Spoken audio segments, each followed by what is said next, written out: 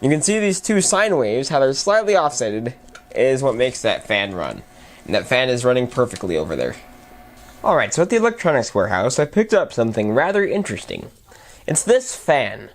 Now, this fan would look like something you might find in a computer that runs off 12 volts DC. But the odd thing is, it has 3 wires, and it says it runs off 24 volts AC, and it needs a capacitor. Let's take a look at this thing. Tanner, check Tanner, check Tanner, Tanner, check Tanner, check Tanner. Hello, this is Tanner Tech. So this is the motor that I got for $4.95. So it's got this fan on it. It's got this little metal bracket on the bottom the fan can spin on. And then it's got a little 3-wire configuration coming out of the back. Now what's interesting is if you look at this, it says some interesting specifications. So according to this little label on the back, this fan was made in Germany by a company named PAPST. It is a Type 970T fan. And it's got some important electrical specifications, such as it needs 24 volts AC at 50 to 60 hertz, and it needs a 15 microfarad capacitor. So how are we going to hook this up, and how does this fan work? So this fan falls among a category of motors called induction motors.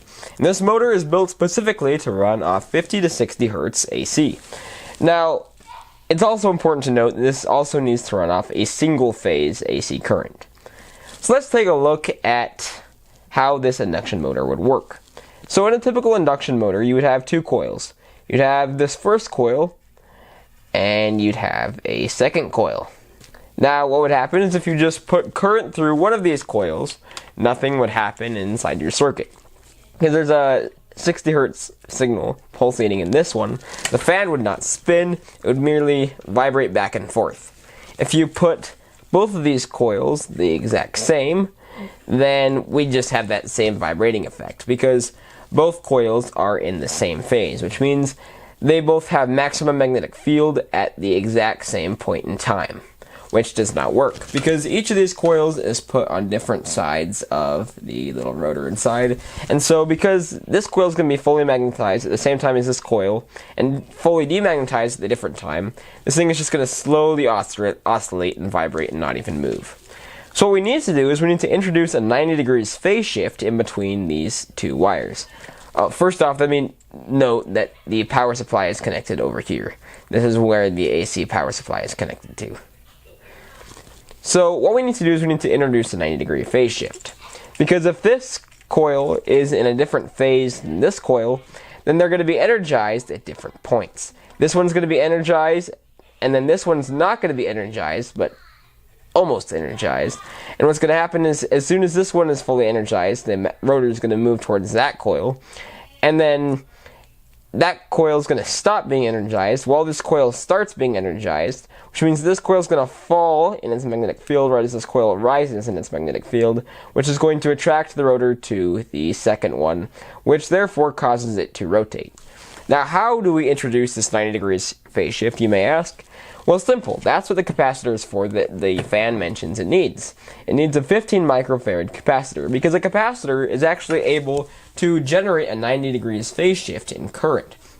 Because we have this one-phase AC source. This one-phase AC source will be put across this coil, so it's in phase with the AC power supply. Then we also have this capacitor in series with the second coil that makes it 90 degrees out of phase of the main power supply, which allows this motor to rotate. So we have 3 wires from this motor, and the 3 wires are as follows. We have a wire that comes from one of the coils, we have a wire that comes from another coil, and we have a wire that comes from both of the coils connected together. So what we can do is we can take our AC power supply, and we can choose to route our AC power supply to either end of our coil. We can have this power supply go to one end and then a capacitor to the other end, or we can then switch around the capacitor, and by switching around the capacitor we can actually reverse the direction the fan is spinning, because the rotating magnetic field is going to be rotating in the opposite direction, which is pretty cool. So by using a capacitor, we can actually introduce a movement into this fan. Now, I find this fan very interesting because typically these fans aren't really made. Induction motors are meant to be in large applications where you need like a blender or even in industrial applications, the motors that drive the gigantic appliances that run factories. This dog's interrupting my video.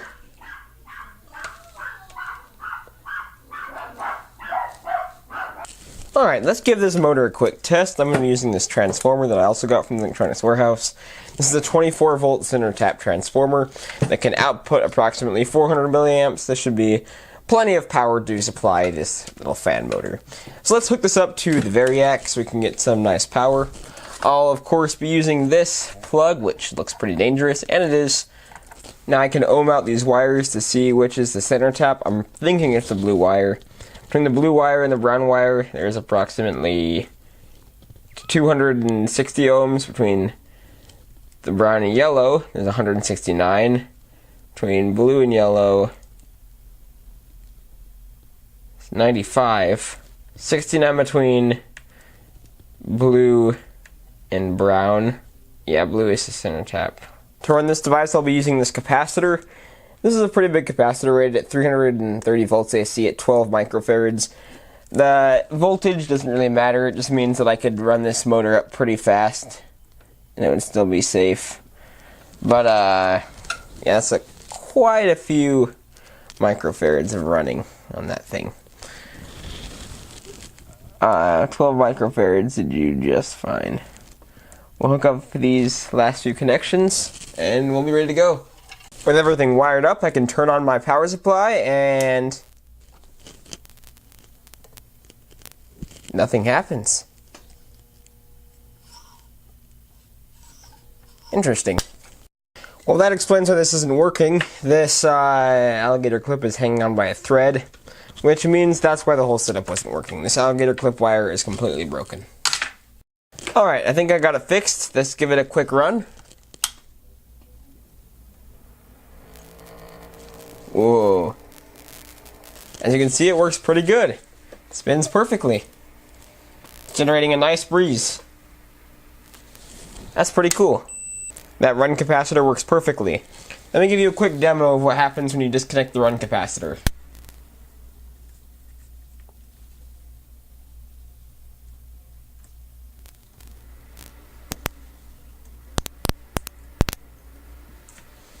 The running capacitor makes all the difference. Alright, so I have my oscilloscope hooked up to the thing, and as you can see, it's pretty cool what's happening.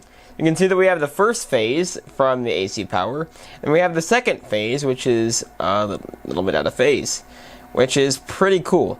So, from point to point on the thing, that's 360 degrees. So if this line was phase shifted all the way over here, that would be 180 degrees. Then you can see it's right there, so it's 90 degrees. You can see these two sine waves, how they're slightly offsetted, is what makes that fan run. And that fan is running perfectly over there. Now I imagine this fan was used a long time ago, or was a part for something, that required a fan that wasn't a computer. So in the olden days you had oscilloscopes and stuff, and those devices needed cooling fans, but computer fans actually have a fancy circuit inside that drives the brushless motor that controls the computer fan, because it runs off DC. But they didn't have those fancy circuits back then, so they had to make do with what they had, which were capacitor banks connected to small induction fans. And I think that's pretty cool. This fan has a surprising amount of torque too. If I take a sticky note, and it's like put the sticky note in there. Ow, dang. That fan has a lot of power. Watch what it does to a singular sticky note.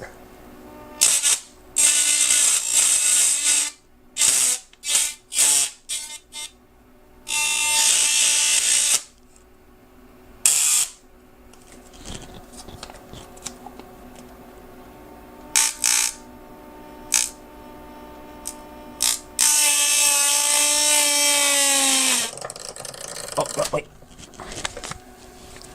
Pretty cool. Now I wanted to go ahead and test this circuit on a brushless motor, like this one. Now in this brushless motor, instead of having 2 windings, like the other motor, this motor has 3 windings, arranged in this format. You have 3 windings connected to 3 wires, like that. But, let's see what happens when I turn this on. It moves a little bit, I can feel it vibrating, but if I mess with it a little bit, give it a quick little jump start, you can see that the brushless motor starts spinning. How interesting. And the even cooler thing is, depending on the amount of electricity I give this, does not change the speed at all.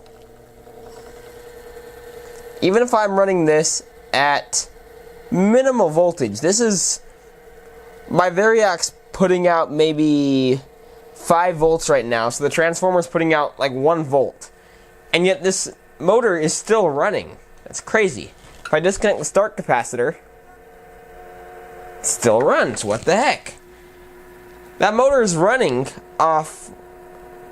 What the heck? That is crazy. Off just one of those coils, the motor is running fine.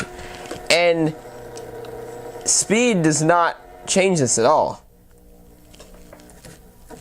Well, I hope you liked my video regarding this pretty cool little fan I got at the electronics warehouse.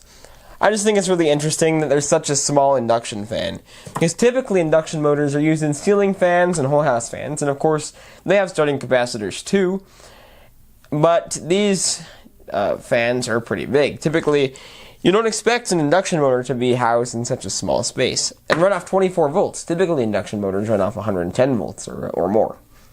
Now, induction motors are pretty cool because they can be used in a wide variety of applications. Now, the most efficient way to run a motor is via a 3-phase power supply. As you saw, there were only 2 phases inside that power supply that I showed you, because it's running off a 1-phase power from the wall, and there's a 90-degree phase shift from that capacitor, which means that all in all we have 2 phases, but with 3 phases that are coming from the wall, and you can find 3-phase power supplies in industrial applications, it makes the motor far more efficient. And these 3-phase motors are used for anything from large mills and large wood cutting or metal cutting appliances to welders to gigantic motors that power giant fans inside warehouses and stuff.